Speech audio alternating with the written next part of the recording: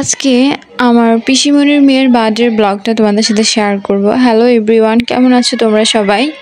তো বার্থডে গার্লকে সাজানোর জন্য আমি সন্ধ্যার বেলায় চলে গিয়েছিলাম। সন্ধ্যা বললে ভুল হবে, যেতে যেতে 8টাই বেজেছিল।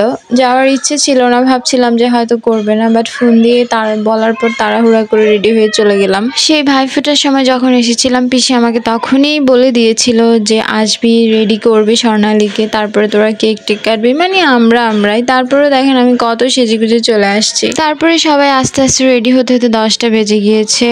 আর আন্টিও টুকিটাকি কিছু আমাদের জন্য রান্না বান্না করেছে, বলেছে রাত্রে খাওয়া দাওয়া করে তারপরে যাওয়ার জন্য। তো এখন হচ্ছে আমি ক্যান্ডেল নিয়ে বসে আছি, কিন্তু কেক কাটার কোনো নামই নেই। আমি তো আপনাদেরকে আগেই বলেছিলাম, সেই দুর্গাপূজা দিয়ে প্রত্যেকটা উৎসব শুরু হয় আর এটা শেষ হয় একদম পুরো বছর শেষে। দেখা যায় আমার জন্মদিন, আমাদের ম্যারেজ ডে, প্রাচ্যের জন্মদিন, টুকিটাকি সবার জন্মদিন দেখা যায় দুর্গাপূজার পরেই চলে আসে। প্রত্যেক বছর তো আর বড় করে করা সম্ভব না, যার কারণে আমরা চারপাশে যারা আছি সবাই যার যার সাধ্যমতো টুকিটাকি করে, মানে ওই অতটুকুই যাতে মজা হয়, মনের একটা শান্তি।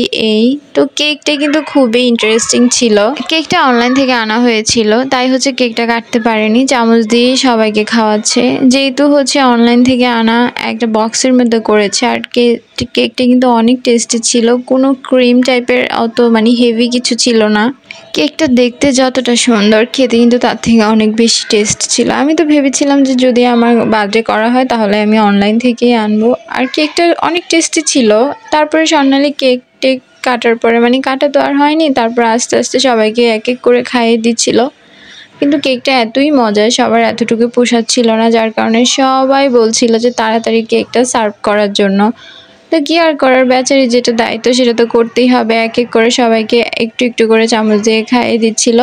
তারপর এখানে আমার পিসাতো বোন কেকগুলোকে আস্তে আস্তে সেপারেটভাবে সবাইকে বাটিতে করে দিচ্ছিল।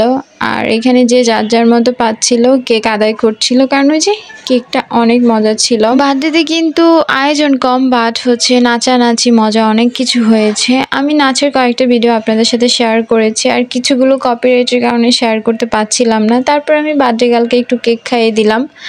যতই হোক বার্থডে গার্লেরই তো কেকটা, তাই না? তারপরে আমি এখানে একটু শর্ট ভিডিও করে নিলাম। ছবিও কিন্তু তোলা হচ্ছিল ফাঁকে ফাঁকে।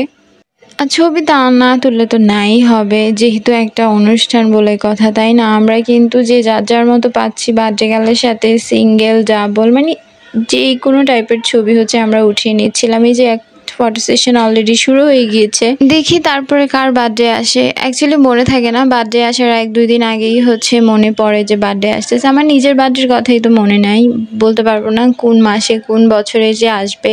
তারপরে এখানে আমি আঙ্কেল আর স্বর্ণালী মানে বাবা আর মেয়ের কিছু ছবি উঠিয়ে দিচ্ছিলাম। আঙ্কেল অলরেডি চলেই আসছে দোকান টোকান বন্ধ করে। আর আমরা কিন্তু কেক কাটতে কাটতে অলমোস্ট 11:30 বেজে গিয়েছে। আমি যে কিভাবে বাসায় যাব, কেউ একজন আমাকে বাসায় দিয়ে আসবে। শিমুলকে বলেছিলাম আসার জন্য, বাট ও আসেনি, কারণ কিছু একটা নিয়ে ব্যস্ত হয়ে পড়েছে। তারপরে আন্টি এখানে আমাদের জন্য পোলাও, রোস্ট, তারপরে হচ্ছে ডিমের কোরমা এগুলো রান্না করেছে, মানে আমাদের জন্য সিম্পলের মধ্যে। আমি খাওয়া দাওয়া করে তারপরে বেরিয়ে যাব। আর এটা হচ্ছে আমার পিসা। আপনারা ব্লগে খুব কমই দেখে থাকবেন, কারণ এই সবসময় দোকানেই থাকে, কোনো অকেশন হলে তারপরে হচ্ছে দেখা হয়। তো আজকের মতো এতটুকুই, নেক্সট ব্লগে দেখা হবে, টাটা।